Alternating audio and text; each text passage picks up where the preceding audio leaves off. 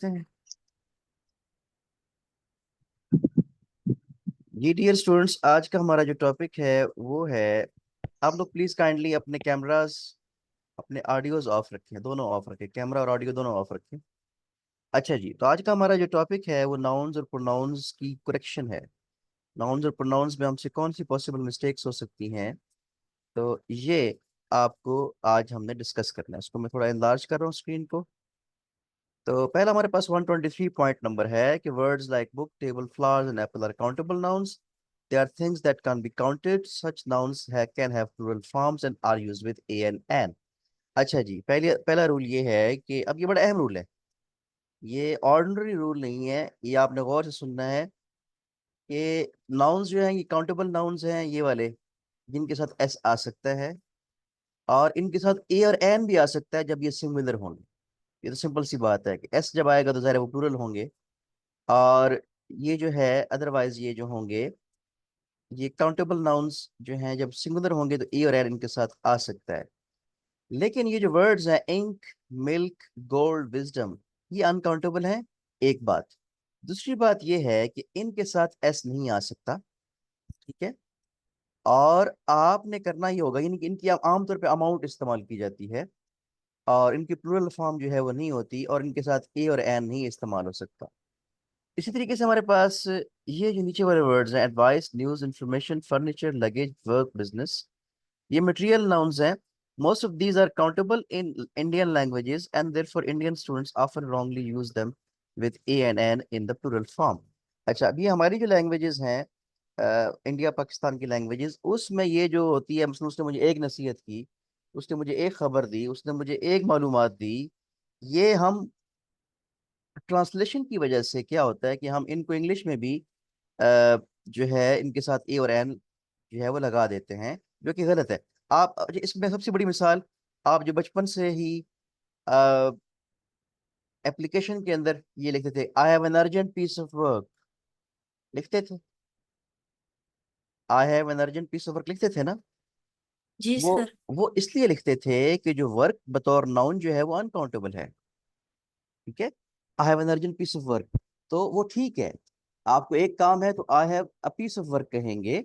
Advice अगर है तो I have, he gave me a piece of advice कहेंगे। अगर दो नसीहतें की तो मैं कहूंगा he gave me two pieces of advice. इनके साथ वर्ड पीस लग जाएगा। पहली बात तो ये है कि जो एडवाइस है और वर्क के साथ जो है वो ही अनकाउंटेबल नाउन कंसिडर किए जाएंगे। वर्क एक अनकाउंटेबल नाउन है जब ये नाउन होगा। अच्छा और इसके साथ एस नहीं लगता। अब आपके जहन में एक सवाल आना चाहिए कि भाई हमने तो देखा है कि वर्क के साथ एस लगा होता है, ही वर्क्स हार्ड, लगा होता है ही वर्क्स हार्ड। लेकिन वहां वर्क जो है वो नाउन नहीं है, वहां वर्क क्या है बताएं। वर्क वहां वर्ब है, ही वर्क्स हार्ड। ये वहां वो काम करता है। लेकिन अगर आपके पास ये सेंटेंस हो कि मुझे एक काम है बाजार में, तो आप क्या कहेंगे बताएं। I have a piece of work at in market.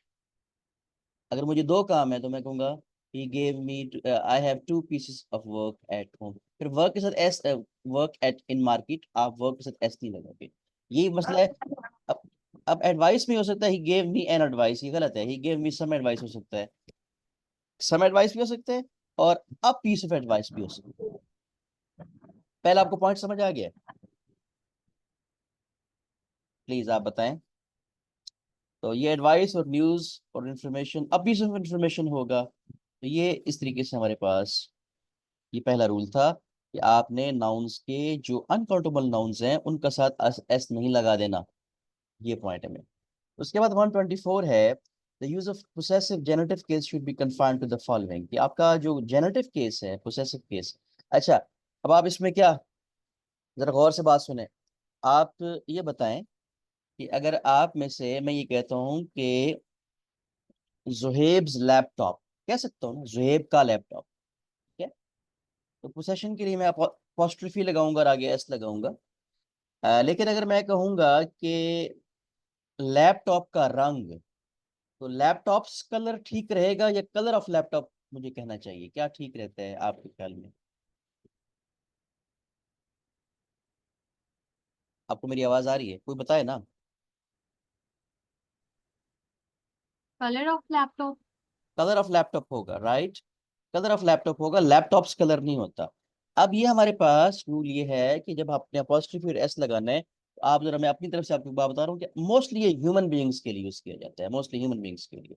Even animals के लिए भी इसको अवॉइड करना चाहिए हमें, कि हमें मतलब कहते हैं कि शेर की खाल है, ठीक है, लाइन्स हाइड के बजाय हाइड ऑफ लाइन हमें कहना चाहिए। अच्छा बार, लेकिन बहरहाल, बहरहाल कभी कभी एनिमल्स के लिए भी यूज होता है। अब मैं मिसाल देता हूँ आपके पास, ये वो कहता है कि इस तरह कि जेनेटिव केस जो है, ये जो जेनेटिव केस है, ये है कौन सा वाला, ये पोसेसिव केस ही है।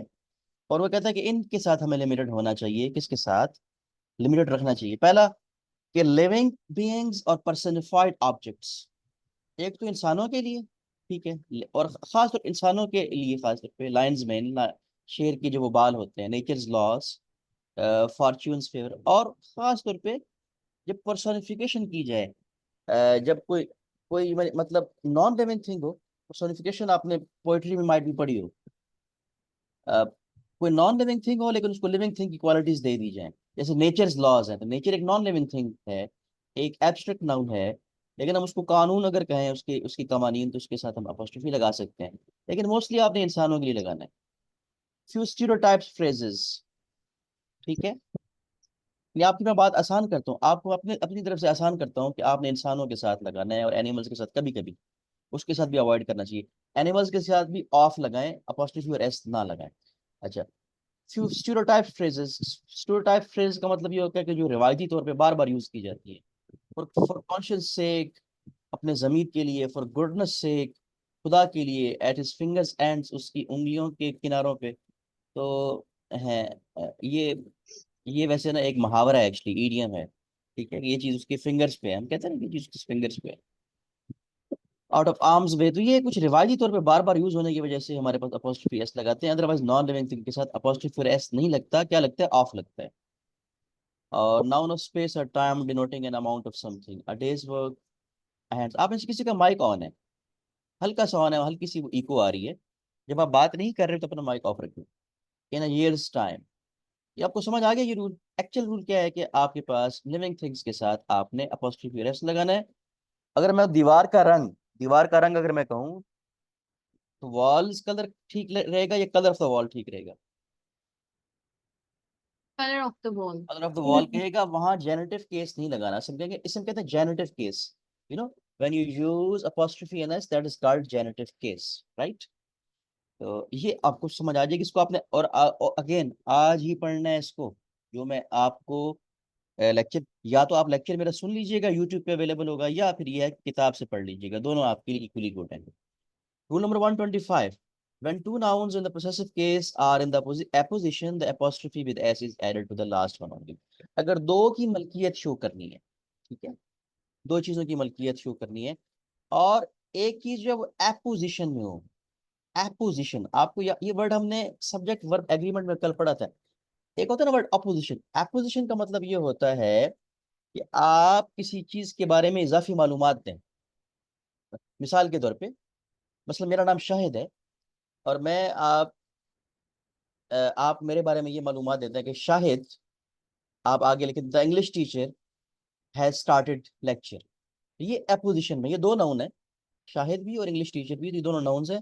दूसरा नाउन जो है वो एपोजिशन। अगर आपने इनकी मलकियत शो करनी है, तो फिर आप सिर्फ दूसरे वाले के साथ अपॉस्ट्रोफी एस लगाएंगे, पहले वाले के साथ नहीं लगाएंगे। बस ये एक्चुअली रूल है, ठीक है। मिसाल के तौर पे, दिस इज माई अंकल, कौन से? द इंजीनियर्स ऑफिस, ये मेरे अंकल जो कि क्या है, इंजीनियर है, उनका दफ्तर है। अब आपने अंकल्स के साथ अपॉस्ट्रोफी और एस नहीं लगाना। अगर अंकल का जिक्र होता फिर हम कहते this is my uncle's office होता, ठीक। पॉइंट समझ आ गया आपको? My brother Harry's watch, my brother Harry, जो मेरा भाई हैरी है, उसकी वॉच। बहरहाल, तो ये सेकंड वाले के साथ, फॉर दाई सर्वेंट डेविड सेक, ये थोड़ा पोएटिक लैंग्वेज है, दाई जो है ये यू के लिए इस्तेमाल करते थे, दाई मींस यू, ओल्ड इंग्लिश। अच्छा, तो ये पॉइंट आपको समझ आ गया। 125A, when one noun is qualified by two possessive nouns, possessive nouns both must have the possessive sign unless joint possession is indicated. When one noun is qualified, the king and the queen's journey. by two possessive nouns, both must have the possessive sign unless joint possession is indicated. अच्छा जी, ठीक है। अगर आपके पास अगर आपके पास possession joint है ना, दो नाउन्स हैं और इनकी ज्वाइंट पोसेशन है, फिर तो आप उनके साथ अपोस्ट्रोफी दूसरे वाले के साथ लगा सकते हो। अगर उनकी पोसेशन सेपरेट है, मतलब अलग अलग चीज है, फिर हम जो है अपोस्ट्रोफी दोनों के साथ लगाएंगे। बल ये पॉइंट है कि बल इसमें पॉइंट वही है कि सेकंड वाले के साथ। लेकिन उसी 125A लिखा हुआ है कि जब आपके पास the king and queens journey to India, Huntley and Palmers biscuits, तो ये एक सिंगल चीज को डोनेट कर रहा है, इकट्ठे हैं किंग एंड क्वीन, तो फिर अपोस्ट्रोफी आप सिर्फ दूसरे वाले के साथ ही लगाएंगे। हाँ, अगर पोजेशन सेपरेट हो, मतलब अलग अलग चीज हो, तो फिर अपोस्ट्रोफी दोनों के साथ अलग अलग लगाएंगे, वो आगे माइट भी आएगा। ठीक है। नेक्स्ट हमारे पास है 126। Grammarians formally recommended that the complement of the verb to be when it is noun, when it is expressed by a pronoun should be in a nominative case. Today, the use of nominative form is considered extremely overcorrect. We usually use the objective form. अच्छा जी, simple सी बात है। क्या बात? कि अगर आपके पास ये and पे आए, इसमें कॉम्प्लीमेंट है। कॉम्प्लीमेंट अभी एक्चुअली आपने पढ़े नहीं है ना, वर्ब के कॉम्प्लीमेंट्स के होते हैं। अगर ये एंड पे आए, तो हम उसका जो है वो नॉमिनेटिव केस इस्तेमाल नहीं करेंगे, ऑब्जेक्टिव केस इस्तेमाल करेंगे, अक्यूजेटिव केस इस्तेमाल करेंगे। नाउन्स के केस आपको मैंने पढ़ाया, नहीं पढ़ाया? नहीं पढ़ाया। ये आगे आपको जब मैं प्रोनाउन पढ़ाऊंगा तो फिर आपको आएगी। लेकिन अभी आपको बता देता हूँ, ये आई माई मी होता है ना, सुने आप? I my me, we our us, he his him, पता है आपको ना? तो ये जो पहला होता है, ये उसे हम कहते हैं नॉमिनेटिव केस, पहला आई माई मी। और जो मी होता है, इसको हम कहते हैं अक्यूजेटिव केस। ये चले आपके आसानी के लिए ऑब्जेक्टिव केस कह दें। तो रूल ये है कि किसी जमाने में होता ये था कि जब ये वर्ब टू बी, अच्छा वर्ब टू बी क्या है ये भी आपको नहीं पता होंगे। ये जो is, am, are, was, were हैं, ये सारे के सारे am, am, is, are, was, were, ये पांच, इनको हम कहते हैं टू बी। इनके बाद जब आपके पास प्रोनाउन आता था पहले, वो किस केस में आता था पहले? ऑब्जेक्टिव केस में आता था। सॉरी, सब्जेक्टिव केस में आता था पहले। इट इज आई, तो अब कहते हैं कि नहीं, इट इज मी कहना चाहिए। अब आजकल हमने क्या करना है, इट इज मी कहना है, इट इज आई नहीं कहना। याद रहेगी बात? बड़ा देखिए, अदरवाइज तो ये जो मी होता है जब एंड पे आना, तो हमेशा इसने मी होना है, आय नहीं होना। लेकिन ग्रामेरिकन्स कहते थे किसके बाद आय होता है, किन के बाद? ये देखें, to be, verb to be के बाद आय होना चाहिए या ही होना चाहिए। लेकिन अब आजकल भी हम बहरहाल मी और हिम लगाएंगे। पॉइंट आप फॉलो कर रहे हैं? आप मेरी बात को ही नहीं कर रहे? समझ आ रही है नहीं आ रही आप? आ रही है सर। ठीक है।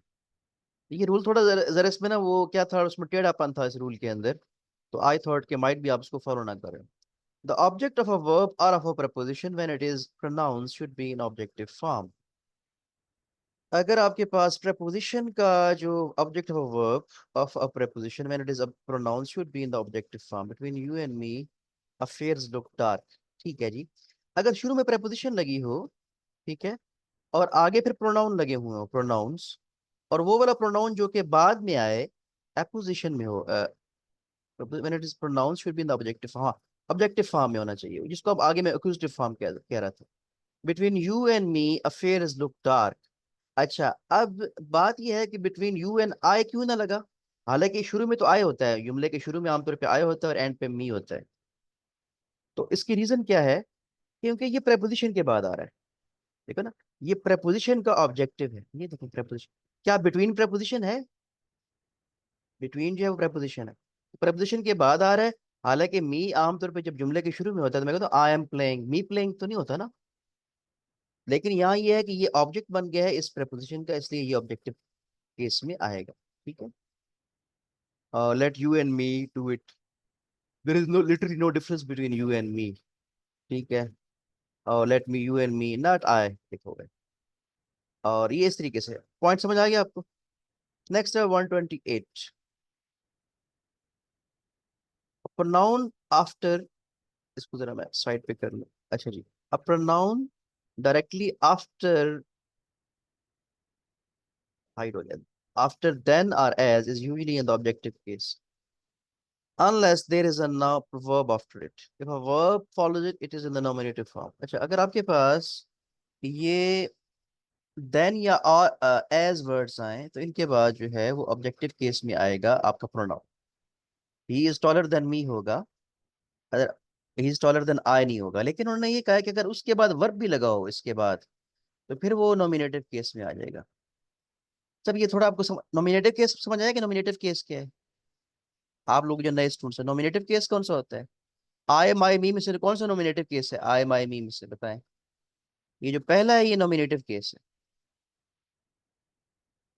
और दरम्यान वाला जो आई माई है ये पोजेसिव केस है, और जो मी है ये ऑब्जेक्टिव केस है। ठीक है, तो आपने ये बताना है कि ही इज टॉलर देन मी, ये ऑब्जेक्टिव केस में आ गया। ठीक है, देन, क्योंकि ये देन या एज के बाद आया है। लेकिन रूल क्या है कि अगर इसके बाद एक और वर्ब भी लगाना हो तो फिर ये नॉमिनेटिव केस में हो जाएगा। He is taller than I am. क्या ये पॉइंट आपको समझ आया है? बताएं। जी सर। अच्छा, इट्स क्लियर टू यू? ये ऑब्जेक्टिव केस में आएगा देन और एज के बाद प्रोनाउन। और अगर उसके उस मी के बाद अगर आके वर्ब लगाना है कि ही इज टॉलर देन मी, हम कहते हैं नहीं वो मुझसे लंबा है, या वो मुझसे जितना मैं लंबा हूँ उससे मुझसे भी लंबा है, he is taller than I am. तो आई, ये यहाँ इस जुमले में आई क्यों लगा है? क्योंकि आई के बाद क्या लगा हुआ है? वर्ब एम भी लगा हुआ है। एक और मिसाल देते हैं, I swim better than him. ठीक है, I swim better than him आ गया, देन के बाद हिम ही आना चाहिए, ही नहीं आना चाहिए। लेकिन I swim better than he does, यहाँ हिम के बजाय ही क्यों लगा? क्योंकि यहाँ ये आगे वर्ब लगा हुआ है, डज। आपको मैंने कहा था कि हम हेल्पिंग वर्ब्स को भी वर्ब ही कहेंगे, हम अपने इस किताब में भी और मेरे लेक्चर्स के अंदर भी। ठीक है, तो ये आपको पॉइंट समझ आ गए। ये तो दोबारा आप पढ़ेंगे फिर आपको क्लियर होंगी चीजें। 129, a pronoun must agree with its antecedent in person, number and gender। ठीक है जी, आपके पास जो प्रोनाउन होगा वो अपने antecedent, all passenger must show their tickets. Antecedent क्या होता है? प्रोनाउन जिस नाउन की जगह इस्तेमाल किया जाता है वो उसका एंटीसीडेंट होगा। मिसाल देता हूं कि हमारे पास, अगर मैं ये कहता हूं कि अ, Abid respect, Abid is a good person. ठीक है, ही रिस्पेक्ट्स अदर्स। तो ये जो आबिद है, इसमें जो ही है, आबिद तो नाउन है ना, और ही जो है प्रोनाउन है, तो ही जो है प्रोनाउन उसका एंटीसीडेंट है आबिद। ठीक है, ये होता है एंटीसीडेंट। एंटीसीडेंट का मतलब ये होता है कि प्रोनाउन जिस नाउन की जगह इस्तेमाल होता है वो उसका एंटीसीडेंट होता है। मतलब अब यहाँ जो ही आया है उसका एंटीसीडेंट क्या होगा? आबिद। क्लियर हो गया? अब हम इसके रूल की तरफ आते हैं।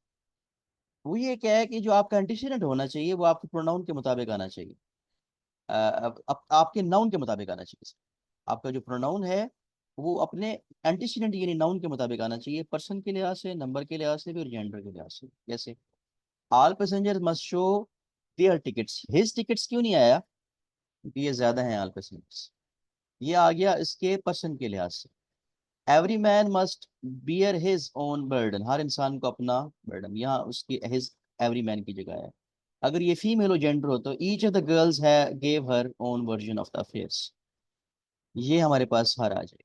ठीक है, I am not one of those who believe everything they hear, मैं उनमें से नहीं हूँ। अब इसका सब्जेक्ट जो है वो दोज है, मैं उनमें से नहीं हूँ जो कि बिलीव करते हैं, जो सुनने अपनी सुनी सुनाई बात पे बिलीव करते हैं। तो यहाँ हमारे पास दिया आएगा, आय नहीं आएगा, क्योंकि इसका जो सब्जेक्ट है वो दोज आया है। ठीक है, नेक्स्ट हमारे पास ये देखते हैं, हम इसमें हम जरा प्लान कर लें कि कितने हम आज करेंगे। ये काफ़ी ज़्यादा है, हमें सेकंड लेक्चर जो है वो इसमें ऐड करना पड़ेगा, या हम इस तरह करेंगे कि कुछ हम कल पढ़ लेंगे, ऐसे हम डिसाइड करते हैं जितना हमसे हो सकता है। नेक्स्ट हमारे पास जो है पर्सनल नंबर वाला भी हो गया जी।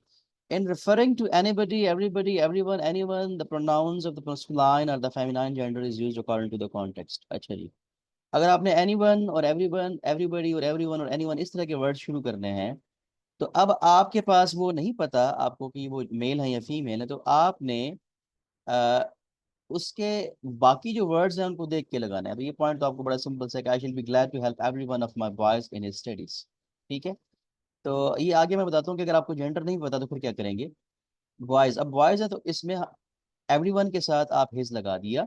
अच्छा, अब ये आपके पास यहाँ लिखो कि when the sex is not determined, कि जब आपको ना पता हो कि एवरीवन या ही वन कौन है, तो आमतौर पे वो कहता है कि आजकल की इंग्लिश में यानी ग्रामेरियंस तो ये कहते हैं कि ही यूज करते हैं सबके लिए।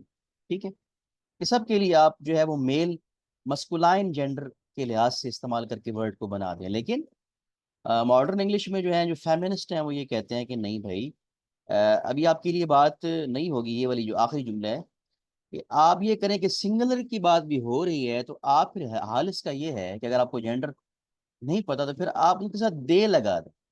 अब ये बड़ी अजीब सी बात है। Anybody can do it if they try, कोई भी इसको कर सकता है अगर वो कोशिश करता है। अब एक तो ये हाल है कि हम ही लगा दें सबके लिए हम, लेकिन उन्होंने ये कहा कि दे लगा दें सबके लिए।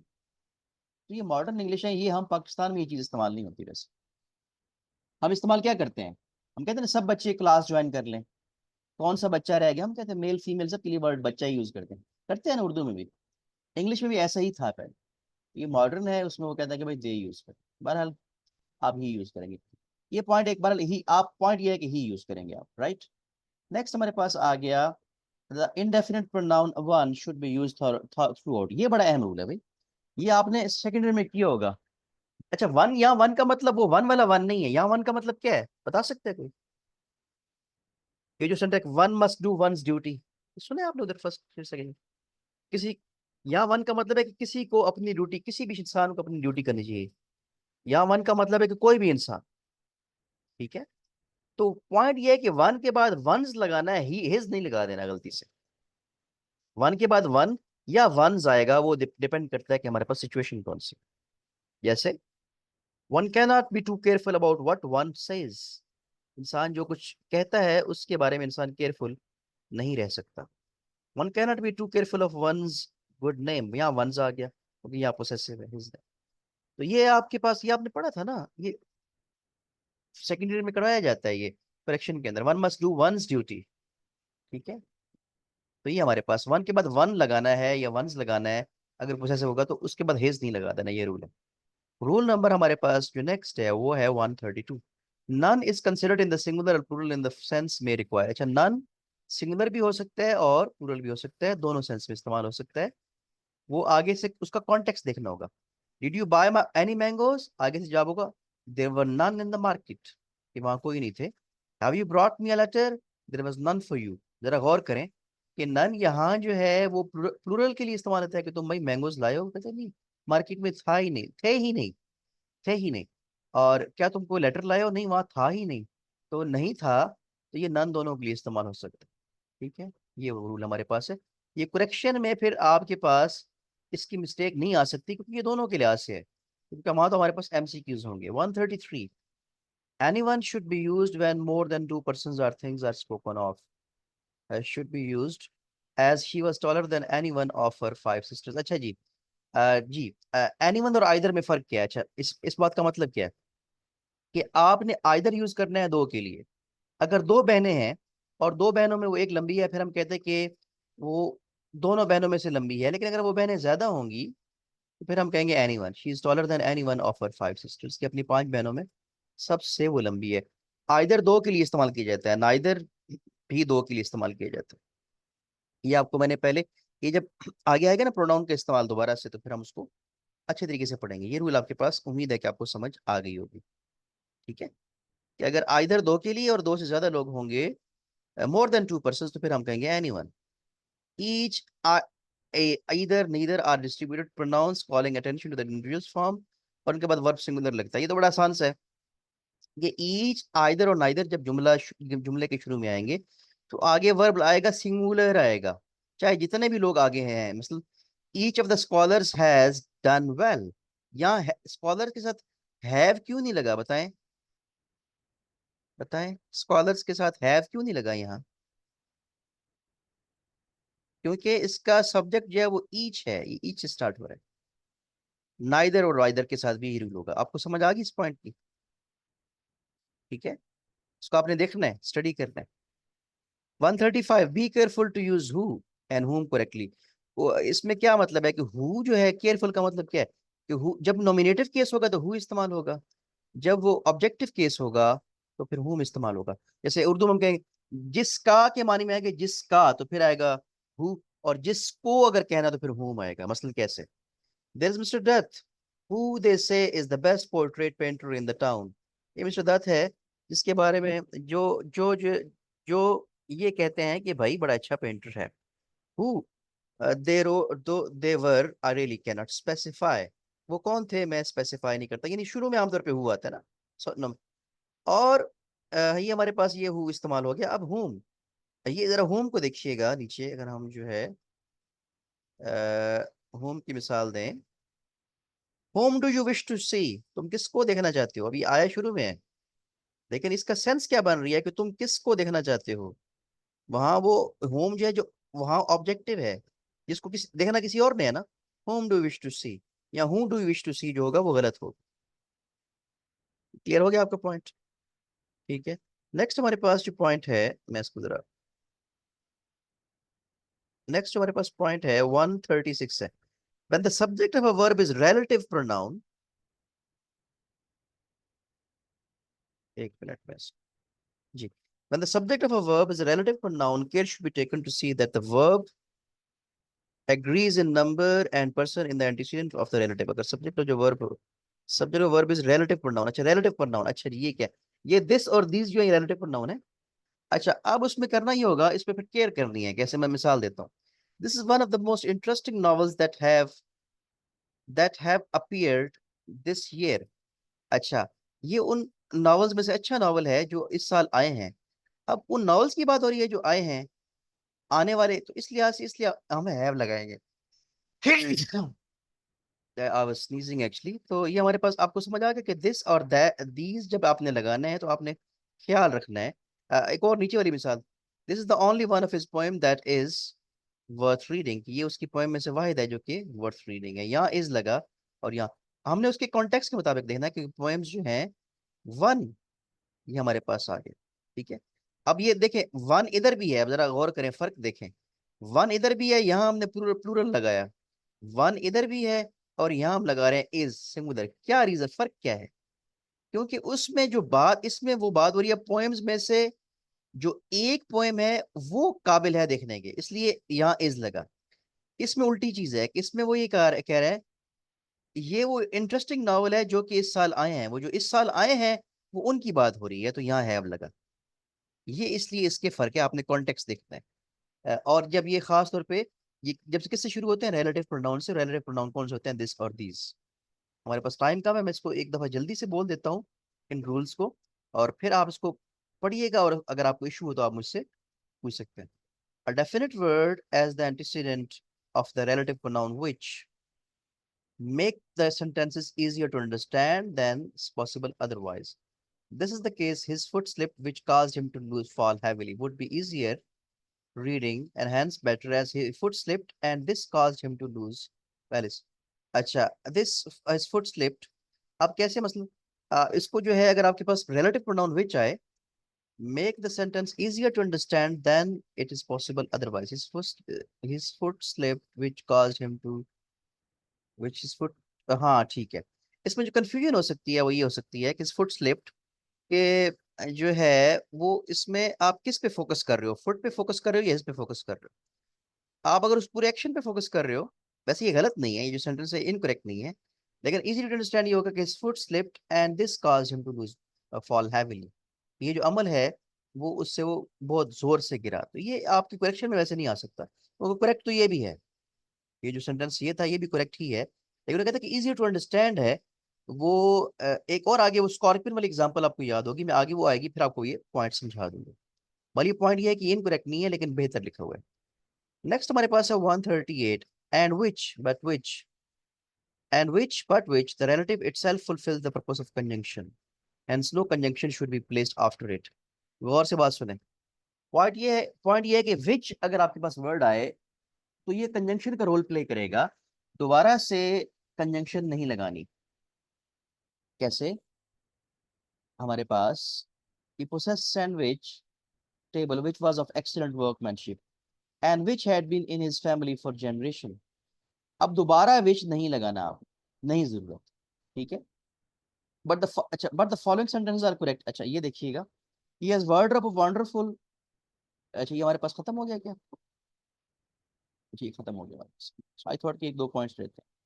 He has a wardrobe of wonderful carvings and, मैंने अभी नहीं ज्वाइन किया है। He has a wonderful, he has a wardrobe of wonderful carvings and which has been in his possession for generations.